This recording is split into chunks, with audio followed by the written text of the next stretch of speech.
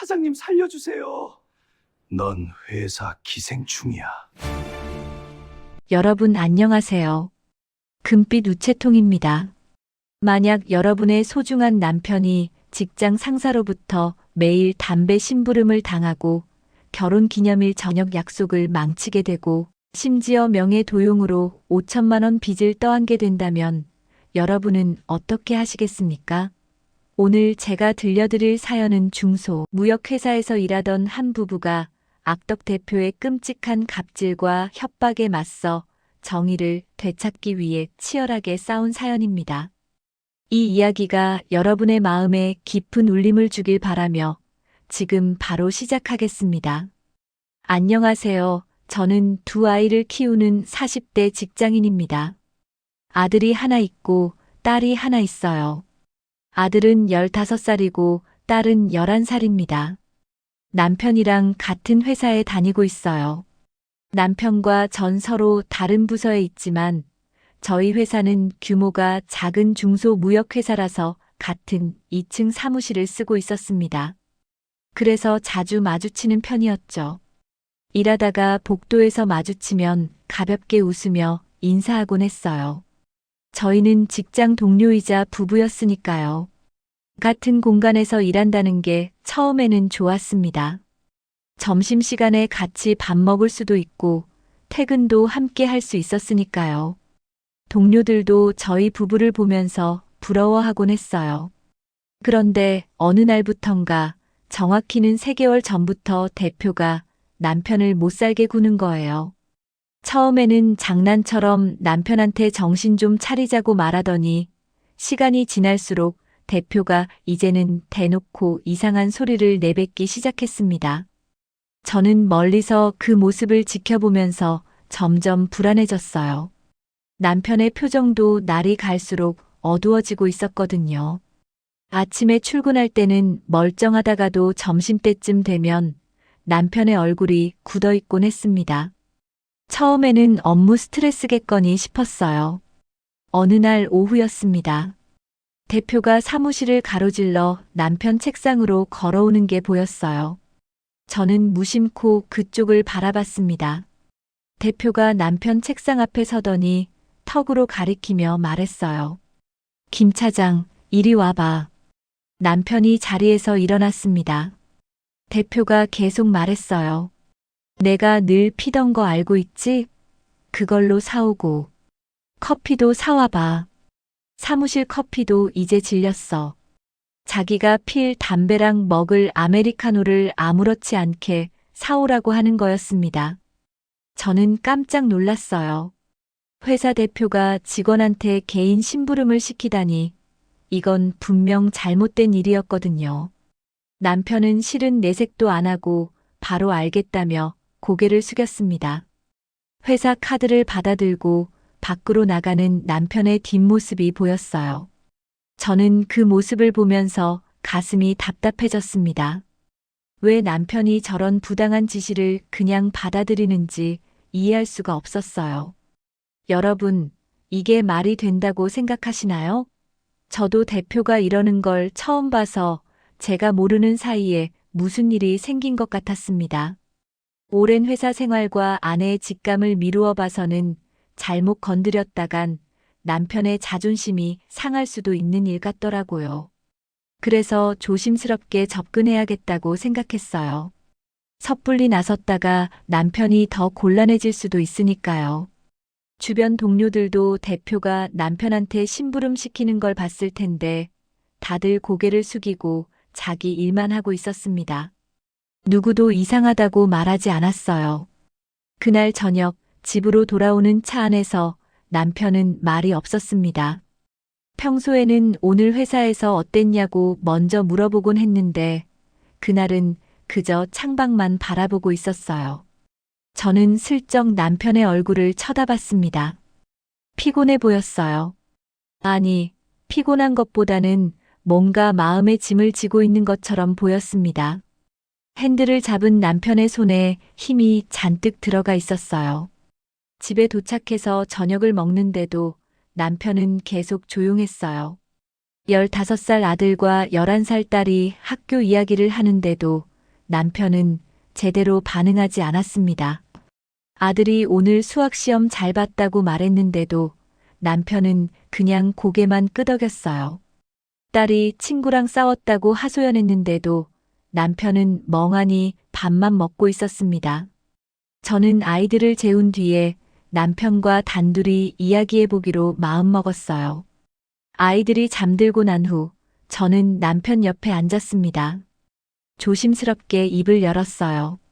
요즘 대표님이 이상하다고 예전에는 안 그랬는데 묘하게 변한 것 같더라고 말했습니다. 당신은 알고 있냐고, 설마 약점 잡힌 건 아니냐고 웃으면서 이야기해봤어요. 가볍게 물어보는 척 했지만 사실 제 마음은 무거웠습니다. 남편의 반응이 이상했어요. 눈을 피하면서 무슨 일이 있긴 뭐가 있냐며 아무 일도 없다고 했습니다.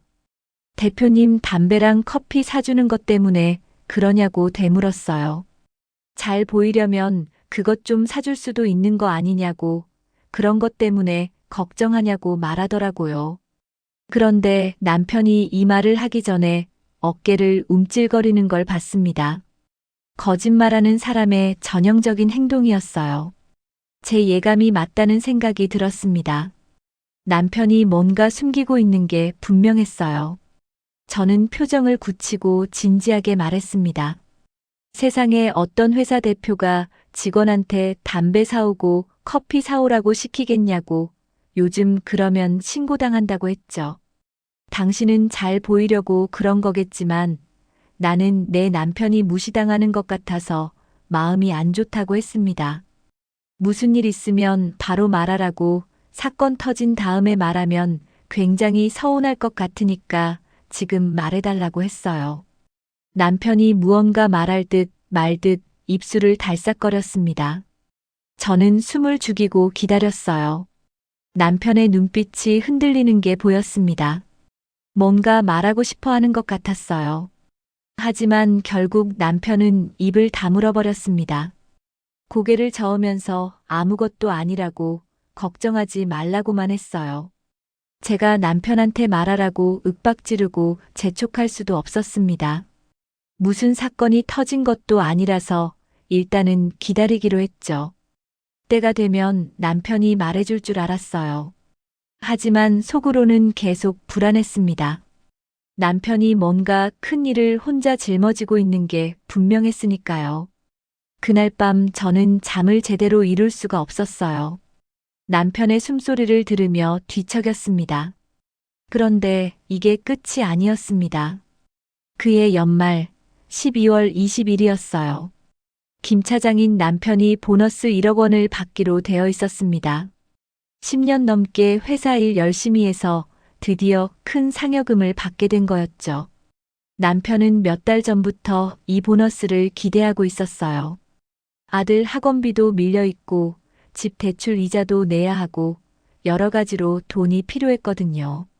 특히 아들이 다니는 수학학원이 월 120만 원이나 하는데 벌써 3개월째 밀려 있었습니다. 학원에서 독촉 전화도 몇 번 왔었어요. 그날 남편이 퇴근하고 집에 왔을 때 표정이 어두웠습니다. 저는 바로 느꼈어요. 뭔가 잘못됐다는 걸요. 남편이 소파에 털썩 앉더니 한숨을 쉬었습니다. 제가 물었어요. 보너스 받았냐고요. 남편이 고개를 저었습니다.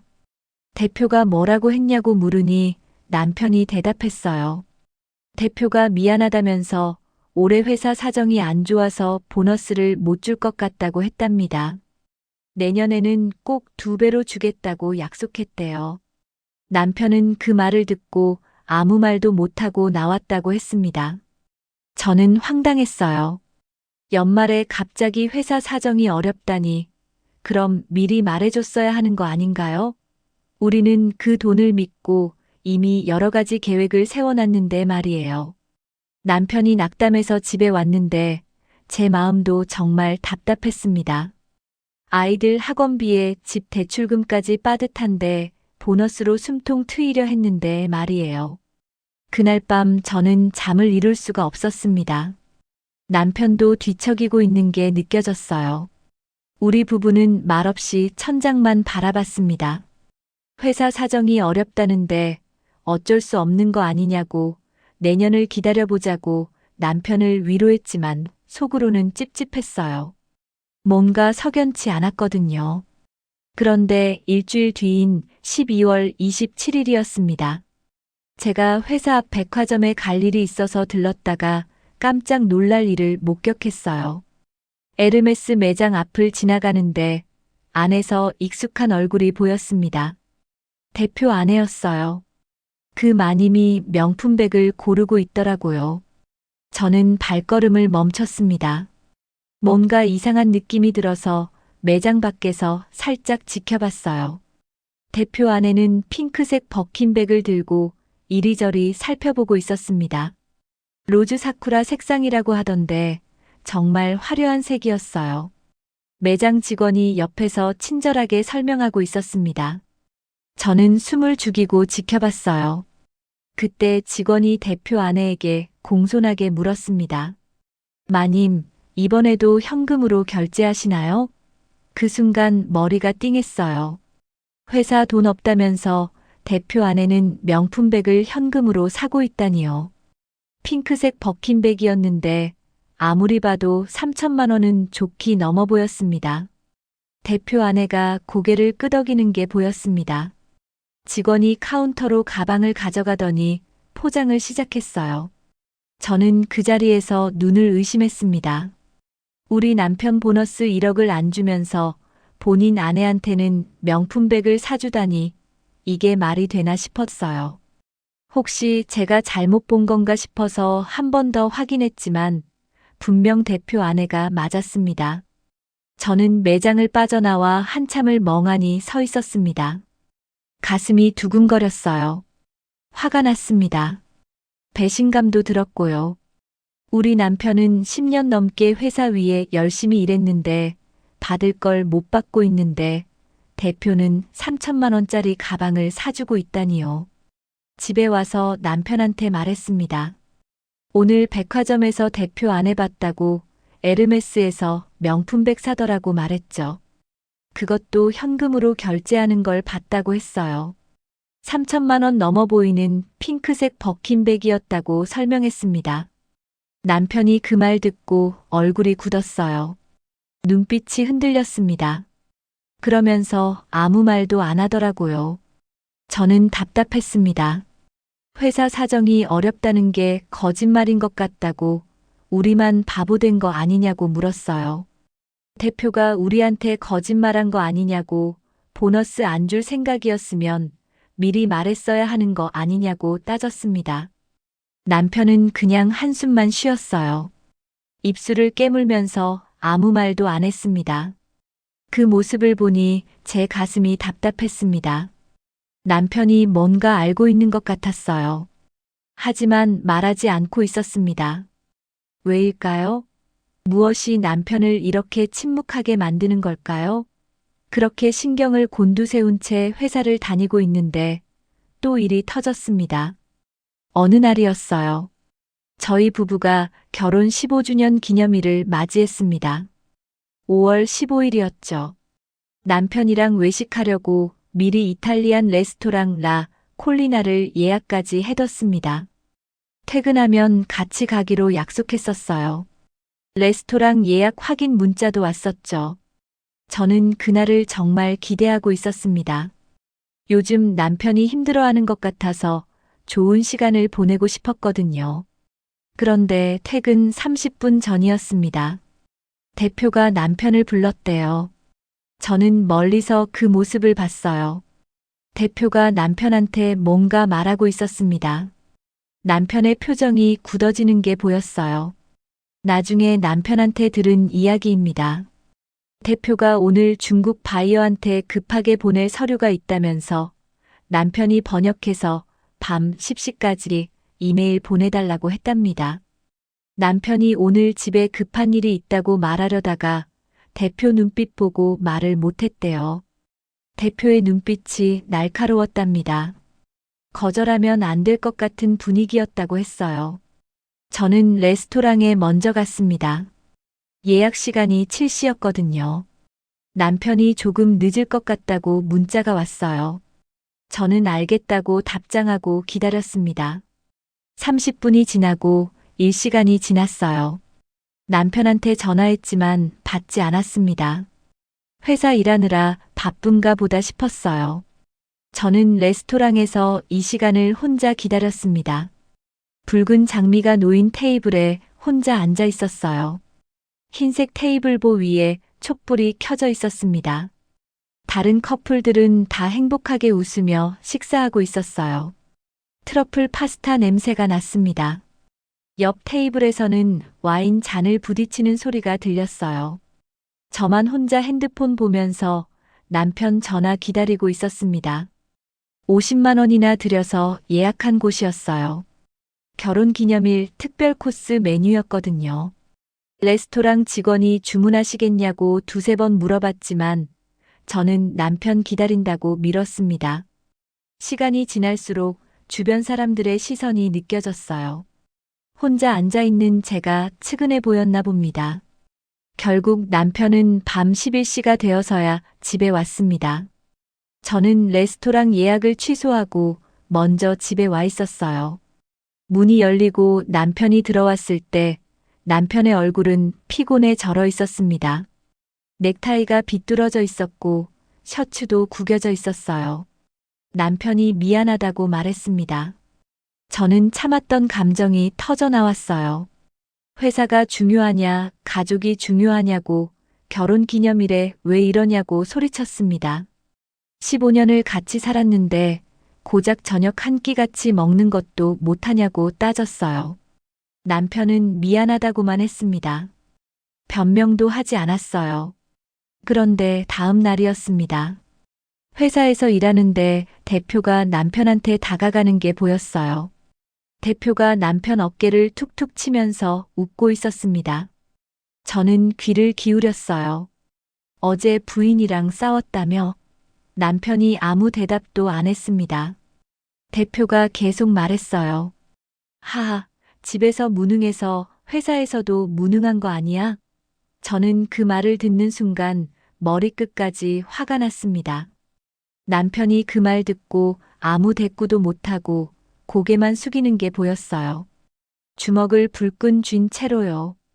그 모습을 보았을 때 제 가슴이 찢어지는 것 같았습니다. 그리고 또 다른 일이 벌어졌습니다. 회사 대표가 남편이 한 실수가 아닌데도 남편을 불러서 일을 떠넘기더라고요. 부장님이 실수로 현금을 문서 파쇄기로 갈아버렸다는 겁니다.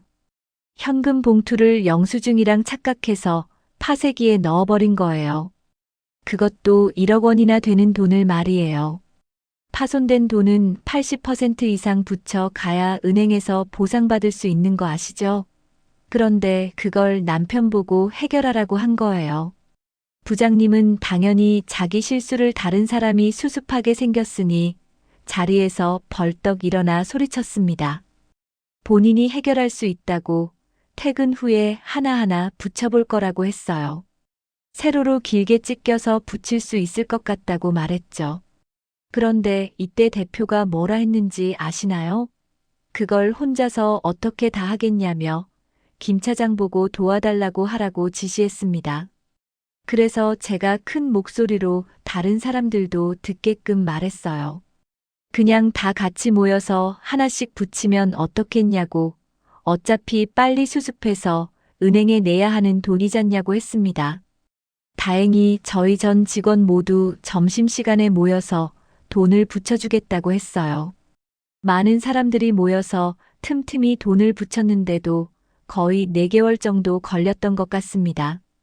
제가 나서지 않고 저희 남편만 돈을 붙이고 있었으면 정말 오래 걸렸을 거예요.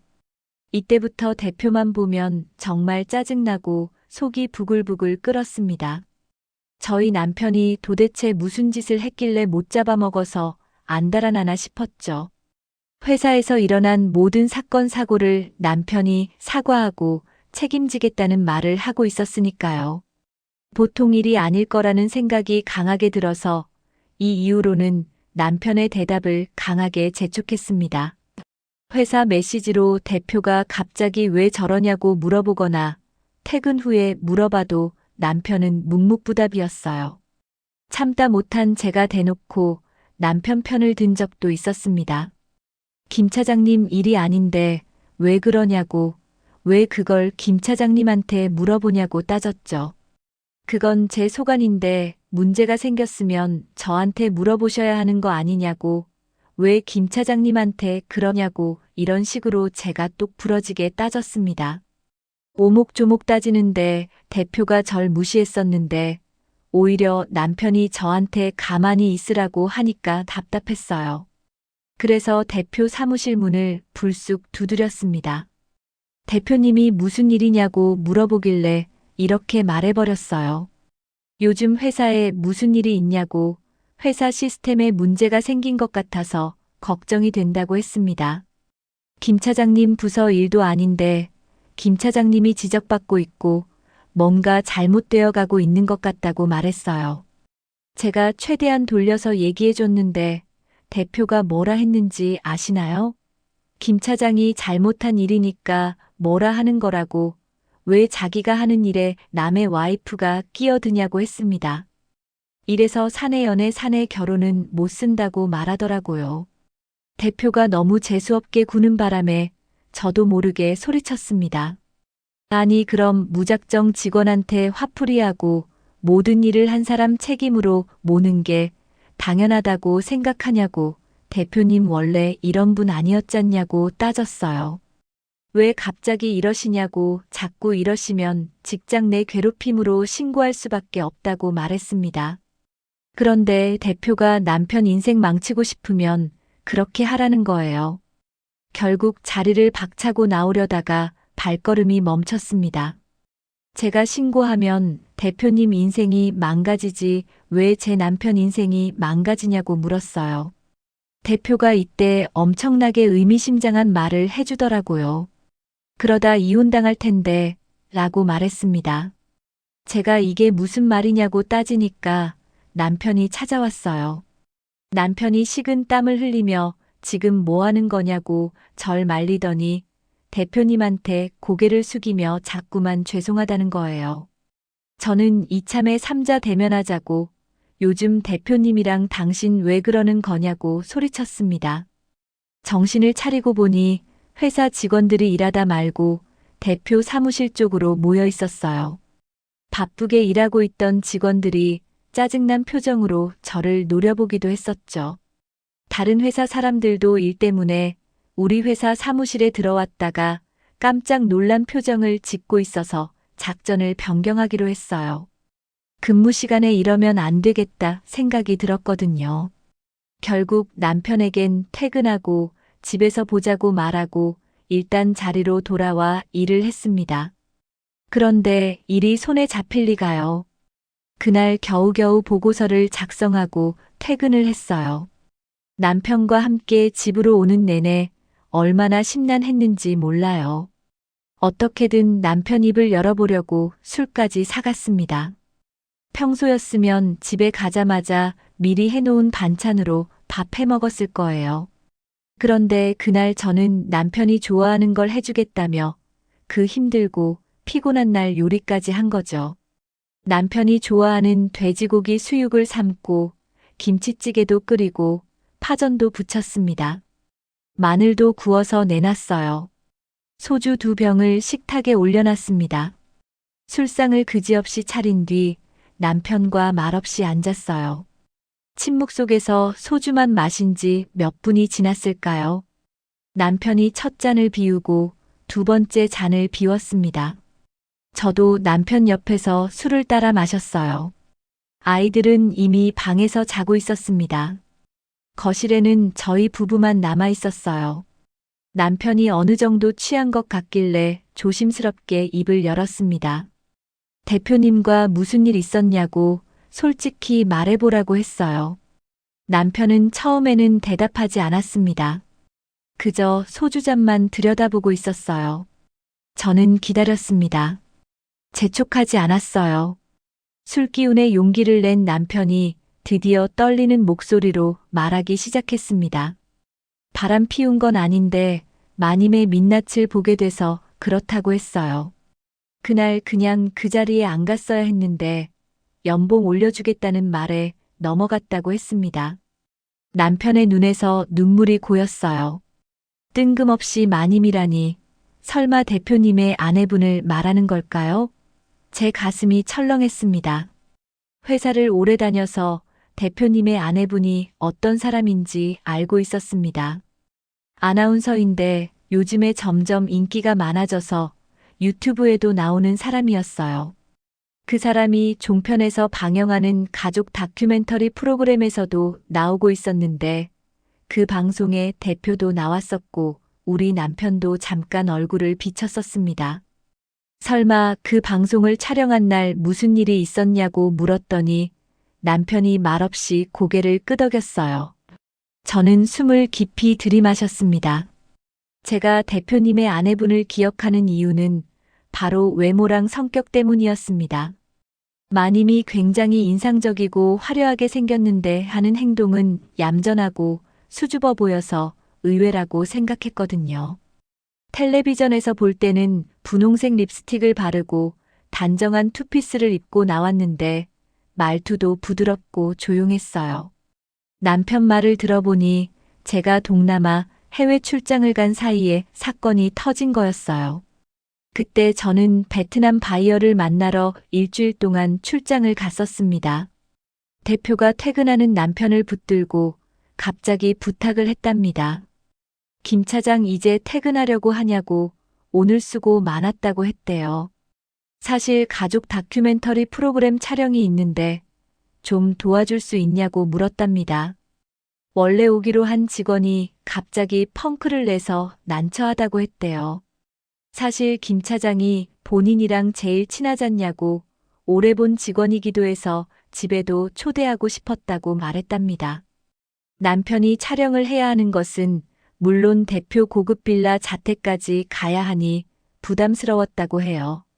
그래서 솔직하게 카메라에 익숙지 않아서 어려울 것 같다고 했죠. 대표가 끈질기게 설득했답니다.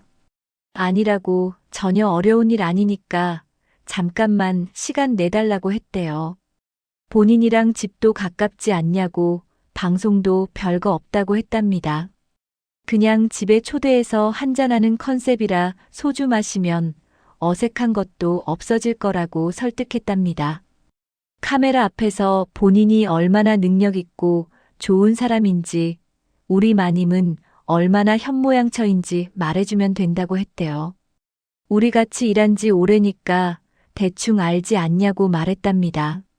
사실 그 다큐는 대본이 다 있는 방송이었다고 해요. 남편이 무슨 역할을 해야 하는지도 이미 정해져 있었답니다.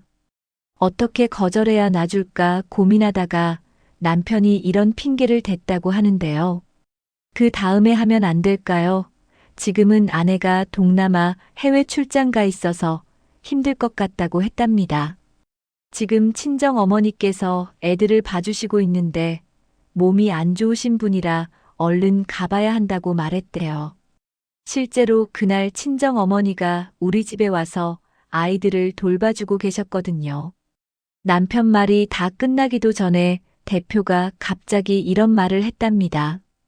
이제 곧 연봉 협상할 때 다가오지 않았냐고 이번에 도와주면 확실히 연봉 올려줄 거라고 했대요. 솔직히 김 차장 일 잘하지 않냐고 안 그래도 김 차장이 원하는 연봉까지 올려주려고 했었다고 말했답니다. 1억 5천만 원까지 올려주겠다고 약속했대요. 이 말에 혹한 남편이 그럼 될 것 같다고 말해버렸습니다.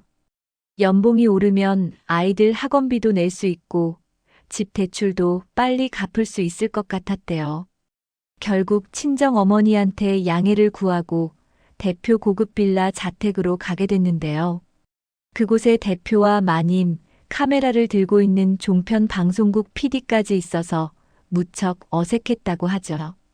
스태프는 2명이었답니다. 한 명은 카메라를 들고 한 명은 조명을 담당했대요. 게다가 마님은 어찌나 내성적인지 음식을 내놓고 한마디도 안 했대요. 한정식을 차려놨는데 정갈하게 잘 차려진 음식이었답니다. 촬영 중인데 너무 조용하길래 남편이 마님한테 이런저런 말을 걸어봤다고 해요. 마님 TV 화면보다 실물이 더 예쁘시다고, 대표님께서 아름다우시다고 그렇게 자랑을 하시던데 진짜였다고 말했답니다. 역시 아나운서는 아무나 되는 게 아닌가 보다고 마음에도 없는 소리도 해봤지만 마님은 그저 웃으시면서 고맙다고만 했대요. 그 미소가 어색했다고 합니다. 결국 남편은 이 어색함을 견디기 힘들어 평소보다 소주를 막 마신 거죠. 남편이 술에 약한 편도 아닌데 혼자서 만취해버렸다고 해요. 그동안 바빠서 술을 통 못했는데 갑자기 마신 것도 컸죠. 하지만 정신은 바짝 차리고 있었다고 합니다. 이왕 이렇게 된 거 대표한테 잘 보이려고 엄청 노력했다고 들었어요. 소주를 마시면서 대표가 요구한 대로 칭찬을 엄청나게 늘어놓았다고 하는데요. 대충 이런 식으로 둘러댔다고 설명해 줬습니다. 우리 대표님은 정말 능력이 출중하시다고, 저희 회사가 한번 망할 뻔한 적이 있는데 대표님 덕분에 위기 극복했다고 말했답니다. 대표님 없었으면 여기저기 전전하면서 좋은 회사 찾지도 못했을 거라고 했대요. 대표님한테 일 잘하는 비법을 물어보니까 마님 덕분이라는 말도 들었다고, 마님께서 그만큼 많이 뒷바라지 해주시고 도와주신다고 하더라고 말했답니다. 카메라 앞에서 대본대로 연기하는 것처럼 말했다고 해요. 저희 남편 정말 고생 많았죠. 아무리 대단한 대표라고 해도 세상에 어떤 직원이 이렇게 과장되게 칭찬해 주겠어요. 술에 만취했는데도 남편이 정신줄 붙잡고 이런 말을 했다는 게 너무 대견했습니다. 여기서 불편한 자리가 끝났으면 연봉도 오르고 참 좋았을 텐데 일은 여기서부터 시작됐다고 합니다. 종편 방송국 PD들이 슬레이트를 친 후 촬영이 끝났다고 얘기해줬다고 하는데요. 남편이 긴장이 풀려서 술 기운이 몰려오는 바람에 깜빡 잠이 들었다고 하죠. 소파에 비스듬히 누워서 눈을 감았답니다. 일어나 보니 남편 혼자 고급 빌라 거실 소파에 잠들어 있었대요. 대표도 없고 마님도 없고 종편 PD들도 없었답니다. 휴대폰을 보니 새벽 4시였지만 아직 어두워서 허둥지둥 일어났다고 하죠. 집에 가야겠다는 생각이 들었대요. 바로 그때 방 안에서 이상한 소리가 들렸다고 해요. 남자 목소리와 여자 목소리가 섞여 있었답니다. 아무리 생각해도 마님 목소리 같아서 천천히 다가가 봤다고 하는데요. 문틈으로 들여다보니 종편 방송국 PD랑 마님이 껴안고 있었다고 합니다. 침대 위에서 둘이 붙어 있더랍니다. 남편이 깜짝 놀라 못 본 척 얼른 자리를 뜨려고 했고요. 하지만 당황한 남편이 뒤를 못 보고 의자에 걸려서 넘어졌다고 하네요. 쿵 하는 소리가 났답니다. 그렇게 마님이랑 눈이 마주치고 PD도 뒤돌아보자 남편이 그 둘보다 허둥지둥 거리며 이렇게 소리쳤대요. 죄송합니다. 일부러 보려고 한 건 아니고요. 못 본 걸로 하겠다고, 먼저 가보겠다고 말했답니다. 남편이 후다닥 옷가지를 들고 신발장으로 가려는데 마님이 앞을 가로막으며 이렇게 말했다고 합니다. 다른 사람한테 말하면 알죠. 아까 저랑도 했잖아요. 그거 다 찍어놨으니까 말하는 순간 다 공개해버릴 거예요. 라고 협박했답니다. 남편이 그게 무슨 말이라고 따지니 마님이 핸드폰으로 찍은 사진 한 장을 보여줬다고 해요. 사진 속 남편은 소파에서 잠들어 있었고 마님이 남편한테 꼭 안겨 있었대요. 남편의 셔츠 단추가 풀려 있고 마님이 남편 가슴에 얼굴을 묻고 있는 사진이었답니다. 남편이 그 사진을 몇 번이나 보고는 믿을 수 없다는 듯 이렇게 말했다고 하는데요. 마님, 제가 했다고요. 저 진짜 아무것도 기억이 안 나는데 저한테 도대체 무슨 짓을 한 거냐고 따졌답니다. 남편은 술이 전부 다 깰 정도로 등골이 서늘해지고 있는데 마님은 방긋 웃으면서 이런 대답을 했대요. 자기가 먼저 이렇게 해놓고 모른 척 시침이 떼냐고. 이거 마누라한테 다 보여주면 이혼도 당하고 회사에도 소문이 쫙 나서 그만두게 될 텐데 무섭지 않냐고 말했답니다. 남편은 이날 처음으로 대표 아내의 진짜 모습을 보게 됐대요. 남편이 본 방송에선 마님이 늘 교양 있는 말투로 말했거든요. 고급 빌라 집에서 벌어진 소주 자리에도 마님이 낯가린다고 조용히만 있었으니까요. 순진하고 소심한 우리 남편은 갑자기 변한 마님이 너무 무서웠다고 하죠. 마님의 눈빛이 차갑고 날카로웠답니다. 이런 여자라면 날 이혼시키고 회사도 그만두게 만드는 것은 물론 이쪽 업계 발도 못 들이게 할 것 같다는 생각에 이런 말을 했다고 해요. 걱정 마세요, 마님. 저 비밀 꼭 지킬게요. 저는 마님한테 아무 감정 없으니까. 그냥 이렇게 말하면서 남편이 그대로 뒷걸음치며 도망 나왔다고 하는데요. 거기서 지금 협박하는 거냐고 신고하겠다고 으름장을 놨어야 했는데 우리 남편이 참 몰랐던 거죠. 남편 말로는 그날 밤 공포 영화 속 주인공이라도 된 것처럼 모든 게 갑작스러워서 얼른 그 집을 빠져나오고 싶었다고 하네요. 새벽 거리를 걸어서 집까지 왔답니다. 듣기만 해도 심란한데 집으로 돌아온 남편은 얼마나 심했을까요? 저희 남편도 이런저런 생각을 참 많이 했다고 합니다. 왜 하필이면 나를 집에 초대한 건가? 나를 얕잡아 본 건가? 별의별 생각을 다 했다고 하죠. 제가 오해할까봐 말도 쉽게 꺼내지 못했고요.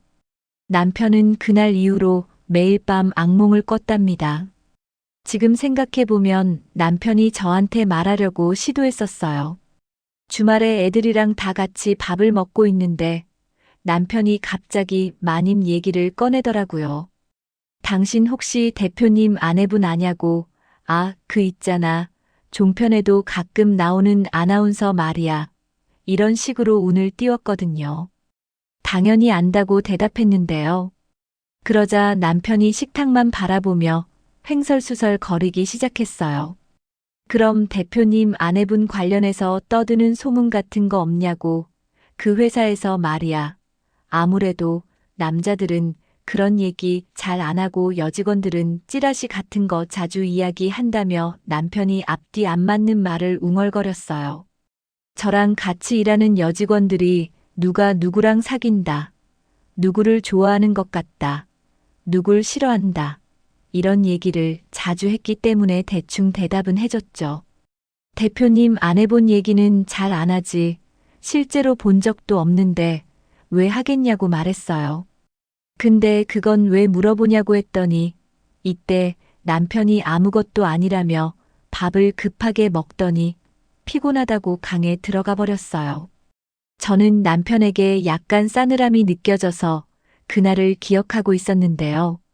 그 뒤로 남편이 대표를 볼 때마다 죄책감을 느꼈다고 해요. 회사 대표가 남편한테 가서 주책 맞게 이런 말도 했대요. 우리 마님 실제로 보니까 어때? 예쁘지 않아? 마님이 한 음식은 어땠어? 저번에 보니까 맛있게 먹던데. 안 사람이 또 맛있는 거 해준다니까 다음에도 놀러와. 이런 말을 했답니다. 마님이 바람 피고 있다는 소리도 못하고 남편이 진땀을 흘리며 이렇게 둘러댔다고 하죠. 예, 맞습니다. 음식도 맛있더라고요. 아, 초대해 주시면 영광이죠. 언제든지 달려가겠습니다. 이렇게 말했답니다. 솔직히 말은 이렇게 했지만 대표가 초대하면 절대 안 가려고 했대요. 어떻게든 온갖 핑계를 대며 달아날 준비를 하고 있었는데 다행히 그 뒤로 별일은 없었다고 합니다. 하지만 남편의 마음은 편하지 않았답니다. 문제는 연봉 협상하는 날에 터졌는데요. 보통 연봉 협상은 상담실에서 회사 대표랑 단둘이 했거든요. 이번에도 그럴 줄 알고 남편이 당연히 상담실을 예약하고 미리 들어가서 기다리고 있었다고 해요. 그런데 대표가 상담실로 들어가 무언가 말하려다가 힐끔 상담실 CCTV를 봤대요. 갑자기 저희 남편 보고 담배를 피우러 가자고 제안했다는 거 있죠. 그 길로 바로 남편이 대표와 함께 회사 뒷마당 흡연실로 가게 됐다고 하는데요. 대표가 담배를 피우면서 남편에게 갑작스럽게 이런 말을 건넸답니다. 우리 마누라랑 바람 폈지. 어디까지 갔는지 말해봐. 끝까지 다 갔어. 라고 물었답니다. 그 말을 듣는 순간 남편 몸에서 식은 땀이 나기 시작했다고 해요. 제가 그 사진을 보게 되면 대표 말을 믿어버릴까, 그래도 남편인 자기 말을 들어줄까 별의별 생각을 다 했다고 하죠. 그러다 본능적으로 이렇게 답했다고 하는데요. 지금 무슨 말씀하시는 거예요? 저 그날 너무 취해서 기억이 하나도 안 나는데요. 농담이라도 그런 말씀하시는 건 좀 그렇네요. 이렇게 말했답니다. 남편이 제 발 속으로 이대로 넘어가 달라고 기도했는데 아무도 그 기도를 들어주지 않았대요.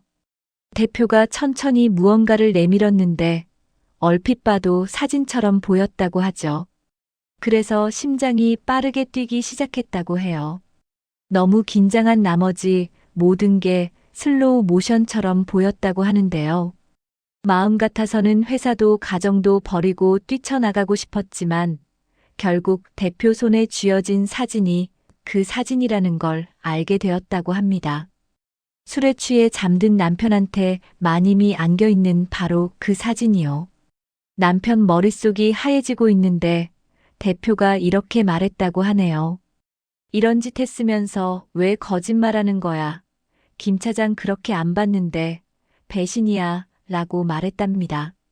남편이 바로 죄송하다고 고개를 숙이며 자기도 억울함을 호소했다고 하죠.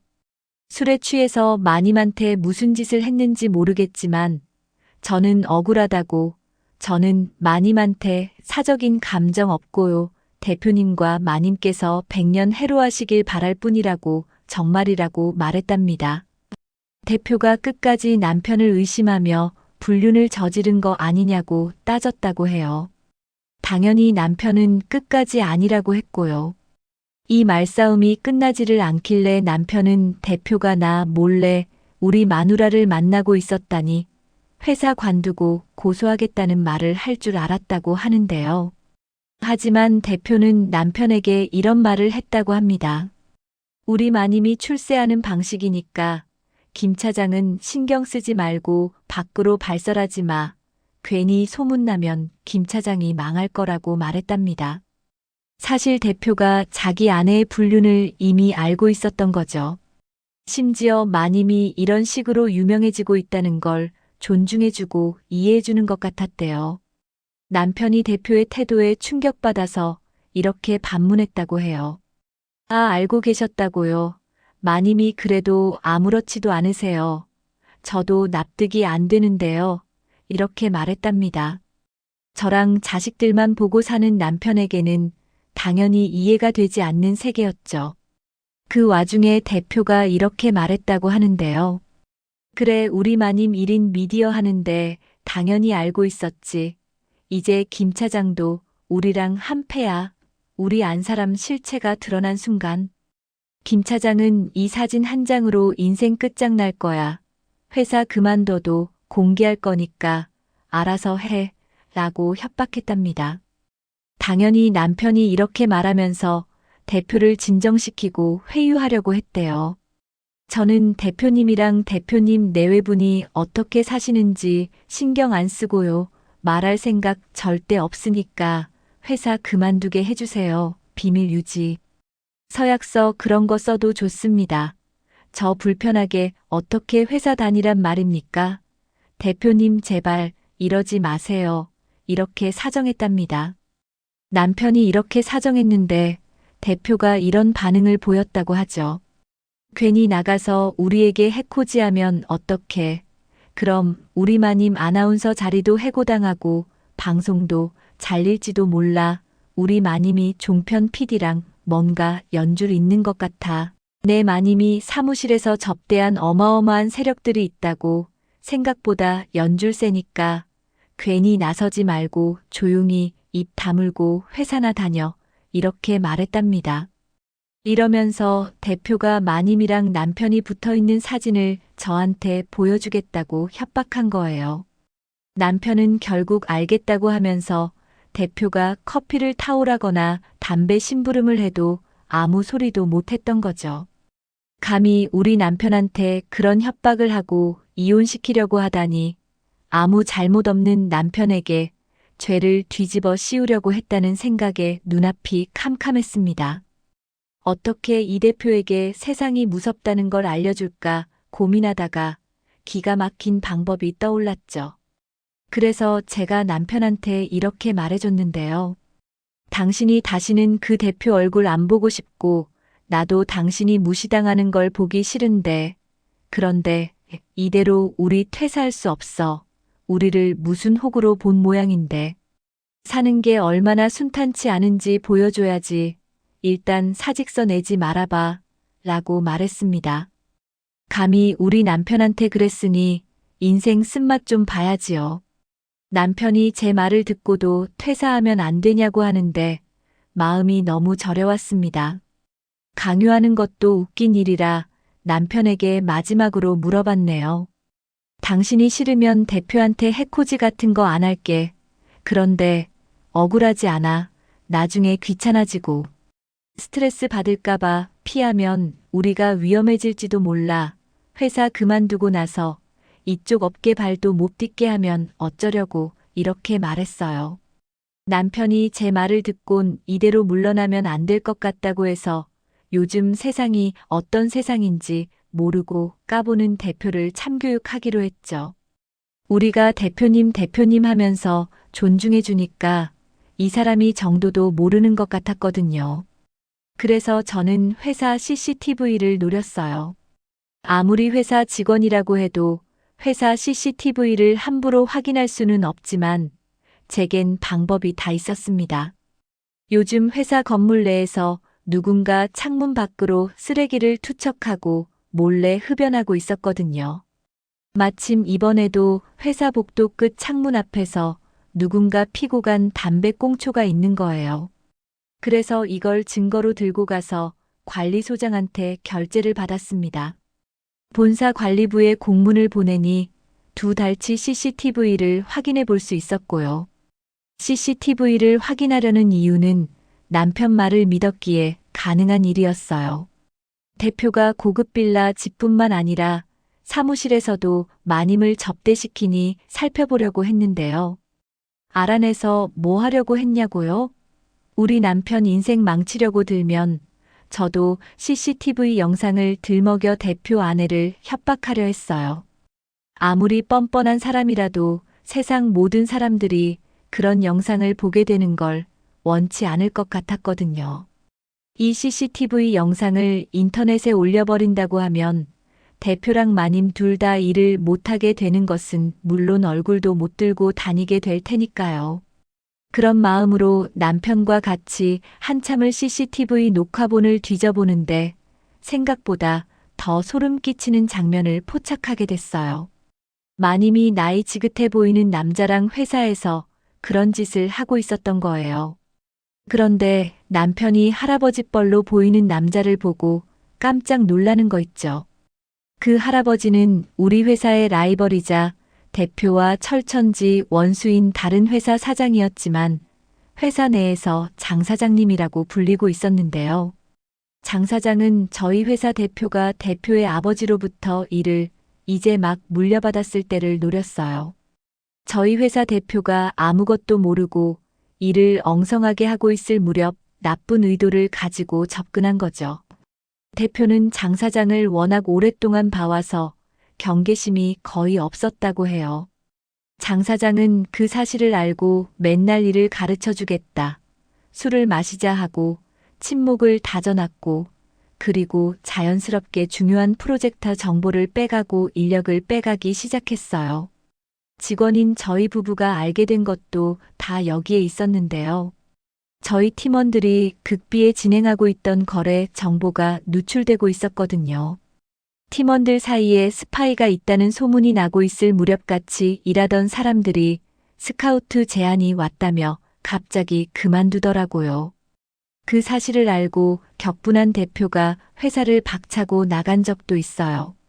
그날 대표가 돌아오지 않아서 걱정했는데 그 다음날 출근했더니 무슨 소식이 들렸는지 아시나요? 대표가 장 사장 얼굴에 멍자국을 내서 경찰서에 갔다는 거예요. 대표가 이것 때문에 고소까지 당하고 난리가 났었죠. 사직서를 낼까 말까 고민할 정도로 회사가 흔들리던 시기라 기억하고 있었는데요. 다행히 대표의 아버님이 어떻게든 수습해줘서 이 자리까지 오게 됐어요. 하지만 장 사장의 파렴치한 행동은 여기서 끝난 게 아니었죠. 이번엔 장 사장이 대표의 아내까지 빼앗으면서 대표의 인생을 망치려고 접근한 것 같았어요. 라이벌인 장 사장은 그렇다 쳐도 마님이 다른 사람도 아니고 대표의 철천지 원수랑 몰래 만나다니 믿을 수가 없었어요. 아무리 개방적이고 욕심이 많은 남자라도 아내랑 원수가 만나는 걸 허락해주는 사람은 없을 거예요. 한마디로 대표도 자기 아내가 원수랑 그런 짓을 하고 있던 걸 모르고 있을 거라고 생각했죠. 그래서 저는 이 CCTV 영상을 복사해서 USB 메모리에 담아뒀어요. 물론 남편이 대표에게 갈굼당하고 망신당한 장면도 핸드폰으로 촬영해두고 증거로 남겨놨는데요. 이 이후로 기회를 엿보려고 계속 회사에 다녔더니 대표가 앞날도 모르고 남편을 계속해서 괴롭히더라고요. 다른 직원의 실수를 또 남편에게 뒤집어 씌우면서 말을 해댔어요. 김 차장이 제대로 안 알려주고 인수인계 자료도 엉망으로 만든 거 확인도 안 하니까 이러는 거 아니야. 내가 어떻게든 수습해봐. 일주일 주면 되지. 이렇게 말하더라고요. 그래서 대표 말이 끝나기도 전에 제가 끼어들어서 말했죠. 그게 왜 김 차장님이 수습해야 하는 일인가요? 이 정도 실수는 당연히 개인 잘못 아닌가요? 몇 달 전까지만 해도 저희 부서에서 똑같은 실수했을 때는 신입한테 뭐라 하셨잖아요. 이렇게 따졌습니다. 이때 대표가 한숨을 쉬면서 제가 끼어들 일이 아니라고 하는 거예요. 그리고 아주 자연스럽게 두 손가락 사이에 회사 카드를 끼워서 들어올리더니 남편한테 건네는 거 있죠. 턱짓하면서 담배를 사오라고 하길래 제가 대표 손에서 카드를 가로챘어요. 다시 회사 카드를 대표에게 건네주면서 아무 말도 하지 않았는데요. 대표가 회사 카드를 신경질적으로 가로채 가려고 하길래 제가 확 피하면서 따졌습니다. 김 차장님한테 왜 담배 심부름 시키세요? 저희 남편 무시하세요. 전에도 제가 말씀드렸죠. 이거 전부 다 직장 내 괴롭힘에 해당된다고 말했어요. 제 말이 끝나자마자 직원들이 기다렸다는 듯이 요즘 대표님이 좀 너무 하시긴 했다. 이런 멘트를 날려줬어요. 그러니까 대표가 당황스러워하면서 이렇게 변명하더군요. 김 차장이랑 친한 형동생 사이라서 부탁한 거야. 김 차장은 아무렇지 않아 하는데. 그 남편이라고 너무 싸고 도는 거 아니야. 나도 그 옛날에 아버지가 담배 심부름 많이 시키고 그랬어. 이렇게 말도 안 되는 해명을 하길래 제가 직격탄을 날렸어요. 뭐 형동생 사이요. 건달도 아니고 어떤 동생이 형 담배 사다가 갖다 마치나요? 담배 정도는 직접 사세요. 요즘은 아버지들도 자식들한테 담배 심부름 안 시켜요. 아, 대표님은 뭐 그런 가정 환경에서 자라셨나 보네요. 이렇게 말했습니다. 제가 이랬더니 대표 얼굴이 벌개지고 나중엔 저한테 말이 너무 심하다. 이거야말로 직장 내 괴롭힘이라고 소리 지르길래 퇴근 시간이라고 말해줬어요. 그대로 제가 남편을 데리고 집으로 가버리니까 대표가 길길이 날뛰었죠. 저는 그런 대표 모습을 보면서 제대로 된 복수를 해주려고 마음먹었어요. 그런데 그 무렵 정말 믿을 수 없는 일이 터졌습니다. 어느 날 회사에 낯선 남자 2명이 찾아와서 김 차장을 찾는 거예요. 알고 보니 대부업체 직원들이었습니다. 김 차장님, 3개월 전에 5천만 원 빌려가셨는데 아직 한 푼도 안 갚으셨네요. 이자가 벌써 1200만 원이에요. 이렇게 말하는 겁니다. 남편이 완전히 당황해서 저는 대출받은 적 없다고 했는데 그 사람들이 서류를 보여줬어요. 남편 명의로 된 차용증이었습니다. 남편 도장까지 찍혀 있더라고요. 알고 보니 대표가 회사 운영자금이 부족하다고 남편 명의를 몰래 도용해서 대출받은 거였어요. 더 기가 막힌 건 그 돈으로 대표 아내가 종편 방송 스폰서십 계약을 했다는 거예요. 남편 신용으로 대표 아내 방송 경력 쌓은 거죠. 그날 아들 학교에서 연락 왔어요. 학원비 3개월치 360만 원 미납이라 더 이상 수업 못 듣게 됩니다. 이런 통보를 받았습니다. 우리 통장은 텅텅 비어 있었는데 대표는 남편 명의로 5천만 원을 빼돌렸고 그 순간 제 머릿속이 새하얘졌어요. 저는 그 자리에서 대부업체 직원들한테 이렇게 말했습니다. 저희 남편은 대출받은 적이 없고 이건 명예도용이니 경찰에 신고하겠다고요. 대부업체 직원들이 검은 정장에 선글라스를 끼고 위협적으로 서 있었지만 저는 물러서지 않았어요. 회사 직원들이 다 지켜보는 가운데 저는 큰 목소리로 말했습니다. 이건 명백한 범죄고 문서 위조죄에 해당되니까 법적 조치를 취하겠다고요. 대부업체 직원들은 차용증을 남기고 갔습니다. 남편은 그 자리에 주저앉았어요. 저는 남편을 부축해서 일으켰습니다. 그리고 바로 대표 사무실로 쳐들어갔어요. 대표님, 지금 당장 설명하세요. 우리 남편 명의로 5천만 원 대출받은 거 어떻게 된 겁니까? 이렇게 따졌습니다. 대표가 당황하면서 그게 뭔 소리냐고 했어요. 저는 대부업체 차용증을 대표 책상 위에 던졌습니다.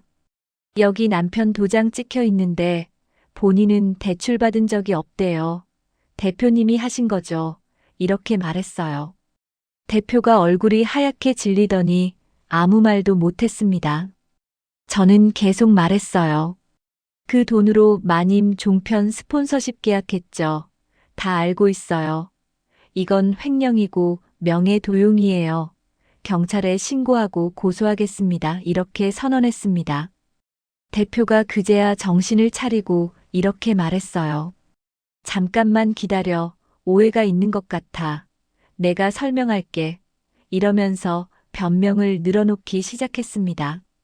회사 사정이 어려워서 급한 대로 대출을 받았는데 김 차장 신용이 제일 좋아서 그랬다고, 곧 갚으려고 했다고 말했어요. 저는 그 말을 듣고 비웃었습니다. 그럼 본인 동의도 없이 명예도용한 건 어떻게 설명하실 건가요? 그리고 그 돈으로 마님 방송 스폰서 한 건요. 회사 운영자금이 급하면 왜 방송에 돈을 쓰나요? 이렇게 따졌어요. 대표가 할 말이 없었는지 그냥 고개를 숙였습니다. 저는 마지막으로 이렇게 말했어요. 일주일 안에 5천만 원 원금이랑 이자 1,200만 원 다 갚으세요. 총 6,200만 원입니다. 안 그러면 경찰 신고하고 고소할 겁니다. 이렇게 통보하고 나왔습니다. 집에 와서 남편이랑 상의했어요. 남편은 정신과 상담을 받아야 할 것 같다고 했습니다. 요즘 너무 힘들어서 잠도 못 자고 악몽만 꾼다고 했어요. 저는 남편한테 병원 가서 진단서를 받아오라고 했습니다. 이게 다 복수의 일부라고 증거 제출용으로 병원 가서 엄살 좀 부리라고 했어요.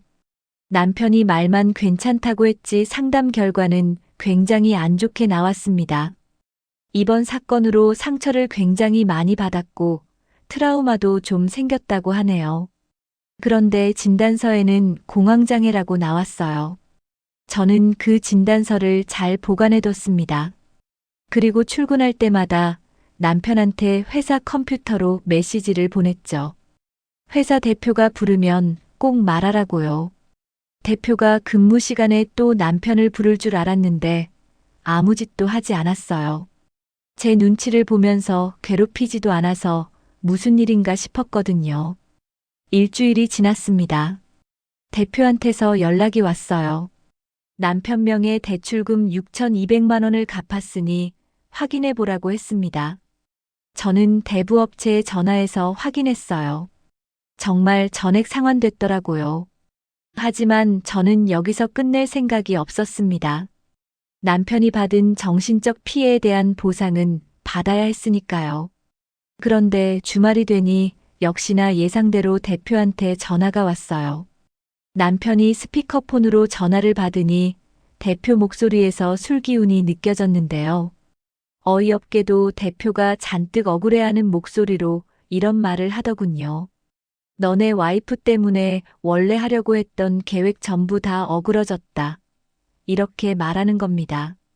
이참에 계획한 대로 복수해 주려고 남편이랑 같이 대표 고급 빌라 집 주소를 찾아가 봤는데요. 물론 복수를 위한 집들이 선물도 준비했습니다. 대표 집 초인종을 누르니 마님 목소리가 들리더라고요. 마님이 문도 열어주지 않고 하는 말 좀 들어보세요. 우리 남편 술 취해서 지금 자고 있는데 설마 와이프도 데려온 거 아니죠? 이렇게 말하는 겁니다. 그새 대표가 자기 아내한테도 제가 한 짓을 고자질했나 봐요. 잔뜩 경계하면서 말하길래 제가 웃으면서 말해줬어요. 아니에요. 저 대표님 회사 다니고 있는 사람이에요. 집들이 선물도 사왔으니까 열어주세요. 이렇게 말했습니다. 제가 이렇게 거짓말을 하니 남편이 어쩌라고 그러냐며 겁을 먹길래 일단 기다려보라고 했어요. 얼마 지나지 않아 마님이 문을 열어줘서 집 안으로 들어갔는데요.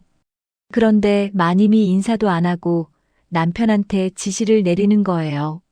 멀뚱히 서서 뭐 하세요? 일단 설거지부터 하세요. 그리고 식탁에 있는 거 전부 다 치우시고 바닥도 깨끗이 닦으세요. 이렇게 말하는 겁니다. 마님 말을 듣고 살펴보니 집안은 돼지우리가 따로 없었어요. 사람들이 이미 한바탕 우르르 몰려왔다가 휩쓸고 간 것 같았죠. 설거지 거리만 잔뜩 쌓여 있는 게 아니라 식탁에는 각종 음식 포장 용기와 쓰레기 그리고 술병이 쌓여 있었어요. 그것도 모자라 바닥에는 흘린 음식부터 쓰레기까지 난장판이 따로 없었는데요. 이걸 전부 다 남편한테 치우라는 거예요. 그래서 제가 마님에게 집들이 선물이에요라고 말하며 선물 상자부터 내밀었어요. 마님이 이게 뭐냐고 물어보면서 상자를 열어보더라고요. 선물 상자는 집에 굴러다니는 아무거나 골랐고 당연히 안에는 USB 메모리가 들어있었어요. 마님이 USB 메모리를 발견하고 인상을 쓰면서 쳐다보길래 이렇게 말해줬죠. 이거 TV에도 연결되는 USB 메모리든요. 마침 여기 있는 TV가 스마트 디지털 TV네요. 여기 한번 꽂아보세요. 이렇게 말했습니다. 마님이 떨떠름한 표정으로 USB 메모리를 TV에 연결하고 CCTV 영상을 켜봤어요. 제 예상대로 마님이 장 사장이랑 자기가 그렇고 그런 짓을 하는 모습을 보곤 얼굴이 새파래지더군요. 이걸 어디서 가져왔냐고 물으니 저는 웃으면서 얘기해줬어요. 요즘 세상 참 무서워요. 사방에 CCTV 있는데 가끔 사람들이 그걸 모르고 있더라고요. 아무리 성공하고 싶어도 방심은 금물이죠. 이렇게 말했습니다. 영상 소리가 너무 커서 대표가 깰까봐 무서웠는지 마님이 덜덜 떨면서 얼른 TV를 끄더니 USB 메모리를 빼려고 했어요. 그런데 제가 먼저 USB 메모리를 손에 넣었죠. 이때 마님이 하는 말이 정말 가관이었어요. 이것만큼은 남편이 알면 안 돼요. 내가 괜히 그 늙은이랑 연애한 줄 알아요. 이게 다 남편을 위해서 그런 건데 이러면서 제게 매달려 USB 메모리를 달라고 사정하는 거예요. 바로 그때 대표가 나와서 왜 이렇게 시끄럽냐며 짜증을 냈습니다. 그 순간 대표가 저를 보자마자 역정을 냈고요. 내 혼자 오라고 했더니 지금 뭐 하는 짓이야. 집들이 하느라 더러워져서 설거지랑 청소 좀 시키려고 했더니 집 마누라를 데려왔네. 엄마한테 이르는 애새끼도 아니구나. 참, 내 집에 내 마누라 데려와서 뭐 하게. 또 직장 내 괴롭힘으로 신고한다. 뭐라 하면서 나 협박하려고 김 차장 내 마누라 보는 앞에서 잘리게 해줘. 이렇게 말하는 겁니다. 그래서 제가 큰 목소리로 대표 말을 딱 잘라버렸죠. 어머 대표님 왜 저희 보자마자 화를 내세요. 집들이까지 왔는데 저희 인사부터 시켜주셔야죠. 그죠 마님. 아까 뵀는데 인사를 제대로 못했네요. 안녕하세요. 저는 대표님 회사 사원이고 여기 제 옆에 있는 김 차장님 와이프 되는 사람입니다. 이렇게 말했습니다. 제가 이렇게 말하니까 정적이 흐르더라고요. 대표는 저 여자가 갑자기 왜 저러나 하는 얼굴이었고 마님은 제 손에 든 USB 메모리만 보고 있었습니다. 그래서 제가 다시 입을 열었죠. 마님 지금 제 말 안 들리세요? 제가 인사드렸잖아요. 집들이 온 사람한테 인사도 안 하고 설거지부터 시키신 분이 자기소개 좀 해주세요. 이렇게 말했습니다. 그제야 마님이 벌벌 떨며 제게 인사해줬는데요. 마님이 제 앞에서 쩔쩔매는 게 싫었는지 대표가 갑자기 저한테 뭐 하는 짓이냐고 고함을 질렀어요. 저는 당연히 그런 대표에게 USB 메모리를 보여주며 진실을 말해주었죠. 대표님, 저 사실 집들이 온 거 아니고요. 이거 보여드리려고 왔어요. 이게 뭔지 궁금하시죠? 이렇게 말했습니다. 대표가 뭐냐고 물으니까 마님이 화들짝 놀라서 제 앞에서 무릎을 꿇더니 아주 싹싹 빌며 이런 말까지 해줬어요. 제발 제발요. 저 이러다가 남편한테 이혼 당해요. 내가 이렇게 빌게요. 이렇게 애원하는 겁니다. 저는 당연히 마님을 발로 밀어냈고 TV에 USB 메모리를 연결했습니다. 그동안 마님이 저한테 매달렸지만 무언가 낌새를 느낀 대표가 화를 내면서 마님을 잡아 끌었어요. 그래서 저는 손쉽게 USB 메모리를 TV에 연결해서 대표에게 모든 걸 보여줬는데요. 대표가 마님이 자신의 철천지 원수인 장 사장이랑 파렴치한 짓을 저지르는 걸 보고 충격에 휩싸이더니 폭발할 듯 눈까지 빨개지기 시작했어요. 이때 마님이 이런 말로 대표를 설득하려고 했죠. 여보, 나 장 사장님 좋아해서 바람 핀 거 아니야. 내가 장 사장님 꼬셔서 당신한테 정보 넘기려고 했어. 내가 이런 게 한 번이야.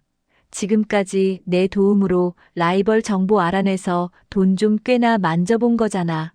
안 그래? 아, 이게 다 당신을 위해 한 짓이라고 이렇게 변명하는 겁니다. 그 말을 들은 대표가 버럭 소리를 질렀어요. 뭐 그게 말이 된다고 생각해. 그래서 당신이 그렇게 해서 알아낸 정보가 뭔데? 이렇게 따졌습니다. 그런데 마님이 당황스러워하며 말을 더듬었고 대표가 그 모습을 보고 갑자기 뒷목을 잡고 쓰러졌어요. 마님이 비명을 질렀다가 다급하게 119를 불러서 구급차가 왔고 저랑 제 남편은 대표가 실려가는 모습을 목격하게 됐습니다. 보통 사람 같으면 여기서 복수를 끝냈지만 저는 여기서 끝내지 않았네요. 대표가 쓰러진 마당에 회사가 앞으로 어떻게 될지 모르겠지만 회사가 잘 돼도 더 다닐 생각 없었어요. 사직서를 내려고 마음먹었지만 인수인계를 해야 했기에 회사에 출근했습니다. 마음 같아서는 사직서만 내고 싶었지만 회사에 남아있을 오랜 동료들이 걱정돼서 인수인계 자료까지 만들려고 간 거였어요.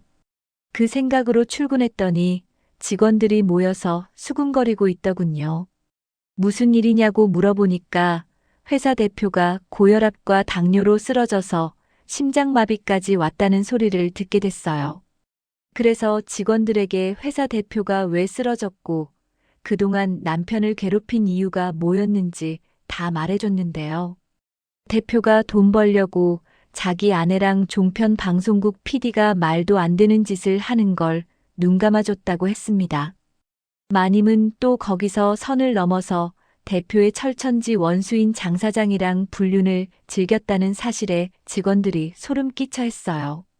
모든 사원들이 세상에 그런 사람이 어디 있냐고 말하며 믿을 수 없다고 했죠. 하지만 제가 남편이랑 같이 받고 CCTV 녹화본도 가지고 있다고 하니 직원들이 웅성거렸습니다.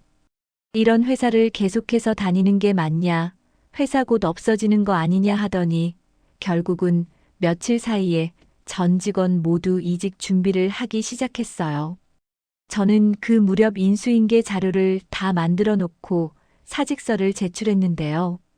여기서 제가 사직서를 그냥 냈을 리가 없죠. 대표가 입원한 큰 대학병원을 알아내서 누워있는 대표 얼굴에 사직서를 확 던져버렸어요. 대표가 뭐 하는 짓이냐며 역정을 내길래 제가 이렇게 맞받아쳤네요. 우리 남편한테 한 짓 생각하면 이거 과한 거 알고 계시죠? 마음 같아서는 똑같이 해주고 싶은데. 괜히 그러면 제가 대표님께 위자료나 벌금 줘야 하잖아요. 그게 아까워서 사직서 던지는 걸로 만족하려고요. 이렇게 말했습니다. 대표가 또 화를 내려고 하는지 얼굴이 빨개지길래 제가 이렇게 말해줬어요. 대표님 화내지 마세요. 그러다가 이번에는 아예 세상 뜨면 어쩌려고 그래요. 행여 가더라도 장례식장에 올 사람 없어서 저한테 연락 주지 마시고요. 이렇게 말했습니다. 대표가 제 말을 듣고 기가 막혔는지 아무 말도 못하고 겨우겨우 숨만 고르고 있더라고요. 저는 그런 대표를 비웃어주며 병원을 나와버렸어요. 당연히 남편도 저랑 똑같이 인수인계 자료를 만들어 놓고 사직서를 제출했는데요. 이 과정에서 남편에게 정신과 상담도 계속 받으라고 했어요. 남편은 괜찮다고 했지만 이게 다 전부 복수의 일부라며 증거 제출용으로 병원 계속 가서 치료받으라고 했죠. 공황장애 진단서도 계속 갱신받으라고 했습니다.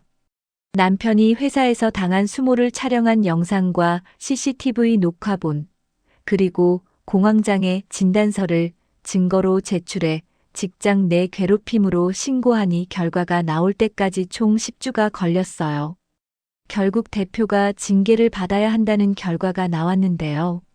그 과정에서 직원들이 대거 퇴직해 회사가 아예 망해버렸다고 해요. 대표의 아버지도 대표와 대표 아내의 실체를 알게 돼 이렇게 더러운 자식은 필요 없다고 손절했다고 하고요. 결국 대표는 아버지 도움도 못 받게 돼서 이번에 법인 폐업했다고 하네요. 제가 직장 내 괴롭힘 신고만 하지 않고 협박죄와 명예훼손죄로 고소했습니다.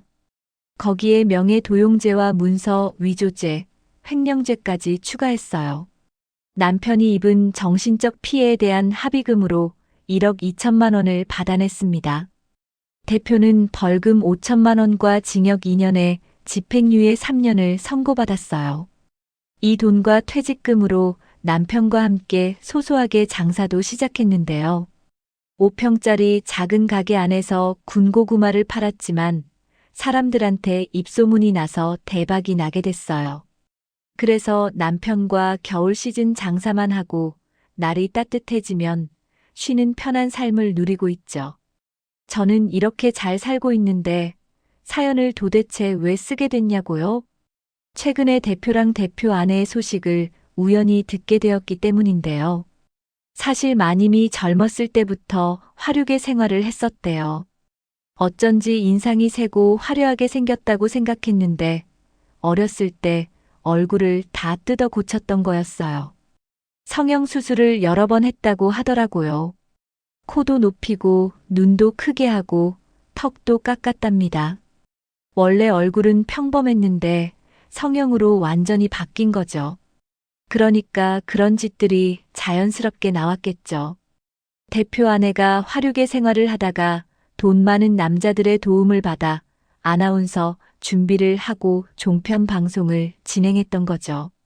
재벌 2세, 연예인, 정치인까지 만났다고 하더라고요. 그분들한테서 돈을 받아서 학원비 내고 옷 사고 그렇게 살았답니다. 대표는 그 사실을 알고도 받아준 건데 대표가 심장마비로 쓰러지고 돈을 못 벌어오니까 마님이 이혼하자고 했나 봐요. 결국 대표는 대표 아내에게 이혼 소송까지 걸려서 돈도 탈탈 털리고 인생이 아주 망가져 버렸다고 하네요. 저는 전 회사 직원을 통해 그 소식을 들었을 때 남편이랑 같이 부산 해운대에서 유채꽃을 보고 있었어요. 바닷바람이 시원하게 불어오고 있었습니다. 햇살이 따뜻했고 바다는 파랗게 빛나고 있었어요. 우리는 이렇게 행복한데 막장 인생을 살던 개보다 못한 인간들은 결국 망해버렸구나 하는 생각밖에 안 들더라고요. 모든 게 자업자득이라는 생각밖에 안 되는데요. 여러분은 인생을 교활하게 사는 사람들을 보면서 나도 저렇게 살아야 하나 고민하지 마세요. 정직하고 성실하게 살다 보면 좋은 순간이 반드시 찾아오게 될 테니까요. 업보는 나중에 전부 다 돌아오게 된다는 사실 절대 잊지 마셨으면 좋겠네요. 그런데 이게 끝이 아니었습니다. 사실 제가 이 사연을 쓰게 된 진짜 이유가 따로 있었어요. 얼마 전에 또 충격적인 소식을 들었거든요. 저희가 군고구마 가게를 운영하면서 평화롭게 살고 있던 어느 날이었습니다. 가을이 깊어지고 있었어요. 단풍잎이 떨어지고 날씨가 쌀쌀해지면서 군고구마 장사가 본격적으로 시작되는 시기였습니다. 저희 가게 앞으로 사람들이 오가고 군고구마 구워지는 냄새가 거리에 퍼지고 있었어요. 남편이 예전 회사 동료한테서 전화를 받았어요. 그 동료가 떨리는 목소리로 이런 말을 했답니다. 김 차장님, 큰일 났어요. 대표님이 회사 건물 옥상에서 떨어졌대요. 지금 중환자실에 있다고 해요. 이렇게 말하더랍니다. 저는 그 소식을 듣고 별로 놀라지 않았어요. 어차피 그렇게 살면 그런 결말을 맞이하는 거라고 생각했거든요. 하지만 동료가 계속 말을 이었습니다. 그런데 김 차장님, 대표님이 유서를 남겼는데 거기에 김 차장님 이름이 있대요. 경찰이 김 차장님 찾고 있어요. 이런 말을 하는 겁니다. 남편이 그 말을 듣고 얼굴이 하얗게 질렸어요. 손에 들고 있던 군고구마가 떨어질 뻔했습니다. 저도 가슴이 철렁했어요.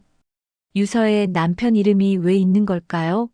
설마 대표가 마지막까지 남편한테 죄를 뒤집어 씌우려는 건 아니겠죠? 저는 남편한테 일단 경찰서에 가보자고 했습니다.